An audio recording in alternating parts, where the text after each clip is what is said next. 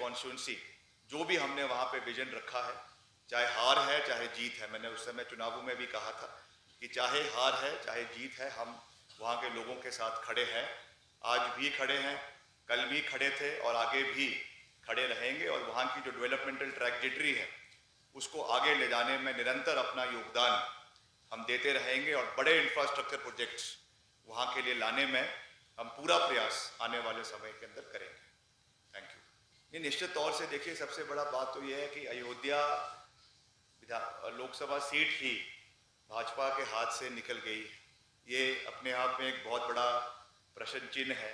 Bharatiya Janata party के हिंदुत्व नारे को लेकर जो वो कहते थे कि हम सब चीज़ों के ऊपर पोलराइजेशन हुई है, और सबसे बड़ी बात है जो परिणाम उत्तर प्रदेश के अंदर निकल कर आए हैं, जिस तरीके से वहाँ पर समाजवादी पार्टी ने और कांग्रेस पार्टी ने एक अच्छा प्रदर्शन वहाँ पर किया है, वो आने वाले समय में भारतीय जनता पार्टी की राजनीति को तय करेगा। क्योंकि ये उसको हिंदुत्व का गढ़ कहते थे, और जिस तरीके से योगी जी खास करके उनका एक अग्रेसिव पोस्चर पूरे देश के अंदर रहता था, वही मैंने आपको अपने शुरुआती तौर पे कहा कि अब ये समय आ गया है कि मोदी जी को भी अपने शक्ल के ऊपर वाजपेयी साहब का मुखौटा लगाना ही पड़ेगा।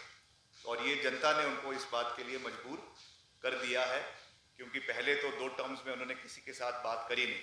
अभी तो स्थिति ये है कि प्रधानमंत्री मोदी फिर से बनेंगे या नहीं बनेंगे या कुछ और होगा, वो चीज़ें तो राष्ट्रीय स्तर पर तय होगी।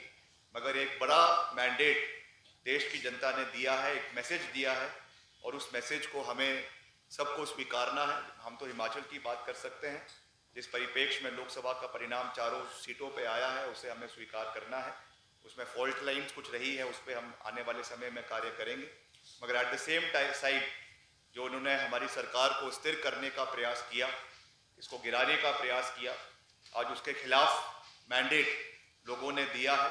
उन्हीं सीटों से दिया है जहां पर भाजपा को लोकसभा में तो सीटें वोट्स मिले, मगर उन्हीं सीटों से विधानसभाओं में जो है कोई भी समर्थन वहां के लोगों ने नहीं दिया।